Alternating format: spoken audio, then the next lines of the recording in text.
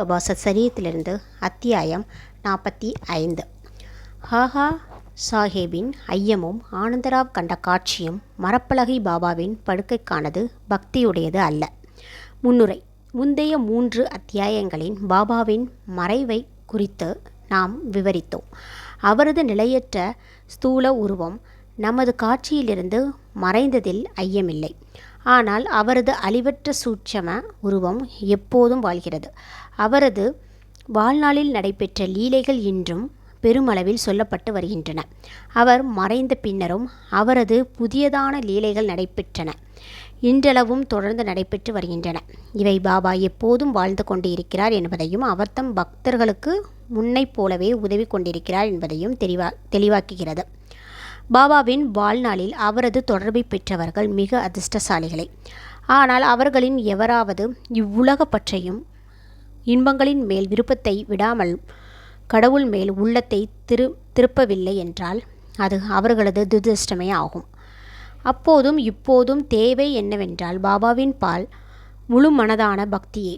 நமது புலன்கள், உறுப்புகள், மனம் யாவும் பாபாவை வழிபடுவதில் ஒருங்கிணைந்து அவருக்கு சேவை புரிய வேண்டும். வழிபாட்டில் சில உறுப்புகளை மட்டும் ஈடுபடுத்தி மற்றவற்றை வேறு பக்கம் செலுத்துவது பயனற்றது. வழிபாடு, தியானம் போன்றவைகள் மனப்பூர்வமாகவும் ஆத்மார்த்தமாகவும் செய்யப்பட வேண்டும். கற்பூரு மாதர் தம் கணவரின் கொண்டிருக்கும் அன்பு சீடன் குருவிடம் கொண்டிருக்கும் அன்புடன் சில சமயம் ஒப்பிடப்படுகிறது. எனினும் முன்னது குரு பக்தியை விட மிக தாழ்வானபடியால் இரண்டையும் ஒப்பிட இயலாது. தந்தையோ தாயோ சகோதரனோ அல்லது வேறு எந்த உறவினரோ நம் வாழ்க்கையில் லட்சியத்தை அடைய உதவிக்கு வரமாட்டார்கள். நாமே திட்டமிட்டு கொண்டு ஆன்ம உணர்வு பெரும் பாதைகளில் வழிபட வேண்டும். உண்மைக்கும் மாயைக்கும் இடையில் வேதம் கண்டு இகபர இன்பங்களையும் பொருட்களையும் துறந்து புலன்களையும் மனதையும் அடக்கி முக்தியை அடைவதில் மட்டுமே விருப்பமுள்ளவர்களாக இருக்க வேண்டும். மற்றவர்களை சார்ந்திருப்பதற்கு பதிலாக நம்மிடமே நமக்கு பூரண நம்பிக்கை வேண்டும். வேதங்கள் உணர பயிற்சி செய்ய தொடங்கும்போது உலகம் ஒரு மாயை என்றும் நிலையற்றது என்றும் அறிந்து கொள்வதனால் உலக ஆசைகள் மீதான பற்று குறைந்து முடிவில் பற்றற்ற நிலையை பெறுகிறோம். பிரம்மம் என்பது நமது குருவை தவிர வேறல்ல என்றும் அவரே முழு நிச்சய நிலையில் நாம் காணுவோம். அண்ட சராசரங்களில் வியாபித்து ஆட்கொண்டிருப்பதையும் உணர்ந்து அவரை எல்லா உயிர்களிடத்தும் கண்டு வணங்கத் தொடங்குகிறோம். இதுவே கூட்டு பிரார்த்தனை அல்லது வழிபாடாகும். இவ்விதம் குருவாகிய பிரம்மத்தை மனமுருகி வழிபடும் போது நாம் அவர்களுடன் ஒன்றி ஆன்ம உணர்வை பெறுகிறோம். சுருக்கமாக, குருவின் நாமத்தை எப்போதும் ஸ்மரணம் செய்து கொண்டு இருப்பதும் அவரை தியானிப்பதும் எல்லா ஜீவராசிகளிலும் அவனை காண செய்து நம்மீது அறியாத பேரின்பத்தை சொருகிறது. பின்வரும் கதை இதனை விளக்குகிறது. ஹாஹா ஷா ஹேபியின் ஐயமும் ஆனந்தராவ் கண்ட காட்சியும். ஏக்நாத்தின் நூல்களான ஸ்ரீமத் பாகவதம், பாவார்த்த ராமாயணம் இரண்டையும் காகா சாஹேப் தீஷித்தை தினந்தோறும் வாசிக்க சொல்லி சாய்பாபா உத்தரவிட்டார் என்பது நன்றாக தெரிந்த விஷயம். காகா சாஹேப் தீஷித் பாபா உயிருடன் இருக்கும்போது அவர் மறைந்த பின்பும் இதனை பின்பற்றினார். பம்பாய் சௌபாத்திரத்தில் உள்ள காகா மகாஜனியின் வீட்டில் ஒரு நாள் காலை காகா சாஹேப் தீஷித் ஏக்நாத்தின் பாகவதத்தை வாசித்து கொண்டிருந்தார். ஷாமா என்று அழைக்கப்படும் மாதவ்ராவ் தேஷ்பாண்டேயும் காகா மகாஜனையும் புத்தகத்தின் 2வது அத்தியாயத்தில் 11ஆம் காண்டம் படிக்கப்பட்டதை கவனத்துடன் கேட்டனர். அதில் ரிஷப குடும்பத்தை சேர்ந்த 9 சித்தர்கள் அல்லது நாதர்கள் என்றழைக்கப்பட்ட கவி ஹரி, அந்தரிக்ஷா, பிரபுத்தா, பிப்பாலயன், அவீர் ஹோத்ரர், திருமில், சமஸ், ஹரபாஜன் முதலியோர் பாகவத தர்மத்தை ஜனகராஜனுக்கு உபதேசித்தார்கள். ஜனகர் என்பது 9 நாதர்களையும் மிக மிக முழுமையாக கேள்விகளை கேட்டார். அதற்கு அவர்கள் ஒவ்வொருவரும் திருப்திகரமான முறையில் பதிலளித்தார்கள். முதல்வரான கவி பாகவத் தர்மம் என்றால் என்ன என்று விவரித்தார். ஹரி பக்தனின் குணநல்களை விளக்கினார். மாயை என்றால் என்ன என்பதனை அந்தரிக்ஷா விளக்கினார்.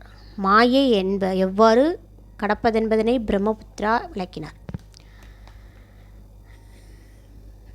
பரபிரம்மம் என்பதனை பிப்லாயன் விவரித்த கர்மத்தை பற்றி அபீர் ஹோத்திரர் விளக்கினார்.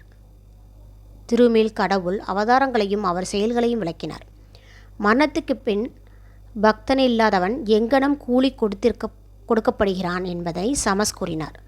வெவ்வேறு யுகங்களின் வெவ்வேறு விதமான கடவுள் வழிபாட்டை பற்றி கரபாஜன் விளக்கினார். கலியுகத்தில் ஹரி அல்லது குருவின் பாதங்களை நினைவூட்டிக் கொள்வதே விடுதலைக்கு ஒரே வழி என்பதனை எல்லா விளக்கங்களிலும் கருத்துவமாகும். வியாக்கியானம் முடிவடைந்த பின்னர் மாதவ்ராவிடம் மற்றவர்களிடமும் காகா சாஹிப் மனஞ்சோர்ந்த குரலில் கூறினார். பக்தியை பற்றி 9 நாதர்களின் விளக்கமும் எவ்வளவு ஆச்சரியமானதாக இருக்கிறது. அதே நேரத்தில் அதை அபியாசத்திற்கு கொண்டு வருவது எவ்வளவு கடினம். நாதர்கள் பூர்ணத்துவம் பெற்றவர்கள். ஆனால் அவர்களால் விவரிக்கப்பட்ட பக்தியை நம் போன்ற அறிவற்றவர்கள் அடைவது சாத்தியமா? பல பிறவிகளுக்கு பின்னரும் நாம் அதை அடையப் போவதில்லை. பின்னர் எங்கனம் நாம் முக்தியை அடைய முடியும்? நமக்கெல்லாம் கதி மோட்சத்திற்கான நம்பிக்கையே இல்லை என்றதே தோன்றுகிறது. காகா சாஹேப்பின் இந்த சோர்வான எண்ணத்தை மாதவராவ் விரும்பவில்லை. அவர் கூறினார், வைரத்தை போன்ற பாபாவை குருவாக அடைந்த நல்லதிர்ஷ்டம் உள்ள ஒருவர் இவ்வளவு தாழ்வுணர்வுடன் அழுவது பரிதாபமானது. பாபாவிடம் அவருக்கு அசைவற்ற நம்பிக்கை இருக்குமானால் ஏன் அவர் மனசலனை அடைய வேண்டும்? நாதர்களின் பக்தி உறுதியானதாகவும் சக்தி வாய்ந்ததாகவும் இருக்கலாம். ஆனால் நமது பக்தி அன்பும் பாசம் உடையதல்ல அல்லவா? ஹரியனுடைய அல்லது குருவினுடைய பெயரை ஸ்மரணம் செய்து கொண்டிருப்பதை நமக்கு முக்தியை அளிக்கும் என்று பாபா நமக்கு ஆணித்தரமாக கூறவில்லையா? பின் பயத்திற்கும் கவலைக்கும் ஏது காரணம்? மாதவ்ராயின் விளக்கத்தால் காகா சாஹிப் தீட்சத்தின் திருப்தியடையவில்லை. அன்று முழுவதும் அவர் நாதர்களின் சிறந்த பக்தியுணர்வைப் போல் தாமும் எவ்விதம் பெறுவது என்ற சிந்தனைகளின் எண்ணத்திலும் கவலையாகவும் மன அமைதியுற்றும் இருந்தார். அடுத்த நாள் காலை பின்வரும் அற்புதம் நிகழ்ந்தது. ஆனந்தராவ் பாகாடே என்ற ஒரு பெருந்தகை மாதவராவை தேடி அங்கு வந்தார். பாகவத பிரயாணம் அப்போது நடந்து கொண்டிருந்தது. பாகடே மாதவராயின் அருகில் அமர்ந்து எதையோ அவரிடம் முணுமுணுத்தார். அவர் தாம் கண்ட தெய்வீக காட்சியை மெல்லிய குரலில் கூறிக்கொண்டிருந்தார். பாராயணத்திற்கு அவரது முணுமுணுப்பு சிறிது இடையூறாக இருந்ததனால் காகா சாஹிப் படிப்பதை நிறுத்திவிட்டு மாதவ்ராயை விஷயம் என்னவென்று கேட்டார். மாதவ்ரார், நேற்று உங்கள் சந்தேகத்தை எழுப்பினீர்கள். இப்போது அதற்கு விளக்கம் கிடைத்திருக்கிறது. பக்தியின் காப்பாற்றும் குணாதிசயத்தையும் குருவின் பாதங்களை வணங்குதல் வழிபடுதல் ஆகிய ஆர்வம் மட்டுமே போதும் என்று பாபா கனவின் மூலம் பாகடே அவர்களுக்கு காண்பித்ததை கேளுங்கள் என கூறினார். எல்லோரும், குறிப்பாக காகா சாஹிப் தீஷித், அக்கனவு காட்சியை கேட்க ஆர்வம் கொண்டவர்களாக இருந்தனர். அவர்களது யோசனையின் பேரில் பாகடே தமது காட்சியை பின்வருமாறு வர்ணிக்க தொடங்கினார். ஆழமான கடலில் இடுப்பளவு நீரில் நான் நின்று கொண்டிருந்தேன். திடீரென்று அங்கு சாய்பாபாவை கண்டேன். அவர் தம் பாதங்கள் நீரில் பட வைரங்கள் பதிக்கப்பட்ட அழகிய சிம்மாசனத்தில் அமர்ந்து கொண்டிருந்தார். பாபாவின் ரூபத்தால் நான் மிக மிக மகிழ்வு கொண்டு திருப்தியடைந்தேன்.